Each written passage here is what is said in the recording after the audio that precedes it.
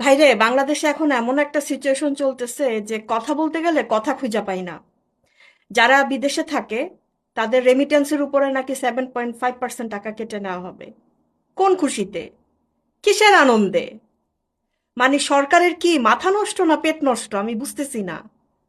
আমাদের মানে প্রধানমন্ত্রীর উচিত সকালবেলা উঠে এক গ্লাস ঠান্ডা পানির সাথে ইসুপগুল মিশিয়ে খাওয়ানো। আমার মনে হয় ওনার পেটে সমস্যা হয়েছে। একটা জিনিস বলেন তো, কেন দিব আপনাকে আমরা টাকাটা? আমরা এত কষ্ট করে এই টাকাটা ইনকাম করি আমার দেশ যাতে ভালো থাকে, কারণ রেমিটেন্সে দেশ চলে।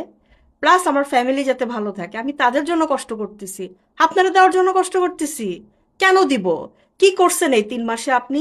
সালাউদ্দিনের পিছনে বসে খালি টেবিল থাপড়াইছেন, মুখ খুলছেন শুধু আবর্জনা বের হইছে। দেশে খুন, তারপরে ধর্ষণ, এর তো কোনো লিমিট নাই। প্রতিদিন শোনা যাইতেছে, মানে মানুষ যেমন একটা মানে প্রতিযোগিতায় নামছে অপরাধের। আর চাঁদাবাজির কথা তো বাদই দিলাম। কি করছেন আপনি এই 3 মাসে? কোন মুখে আপনি এই টাকা চান? আপনার কি ন্যূনতম লজ্জা নাই? এত নির্লজ্জ হয় কিভাবে মানুষ? আর আপনি কি মনে করছেন আপনি চাইলেই দিয়ে দিবে? মানে আমরা মানে আপনি কি মানে মামার বাড়ির আবদার এক্সপায়ার্ড হয়ে গেছে, দাদুর বাড়ির আবদার নিয়ে আসছেন যে চাবেন আর দিয়ে দিব? আমি তো এই মাসে হুন্ডি করে টাকা পাঠাইছি, দিব না তো? দিব না কেন দিব? আপনি পকেটে ভরবেন, আপনার নেতারা মদ খাবে, মেয়ে মানুষ নিয়ে কচি কচি মেয়ে খুঁজবে বিনোদনের জন্য, সেই জন্য দিব? ফাইজলামি করেন মানে।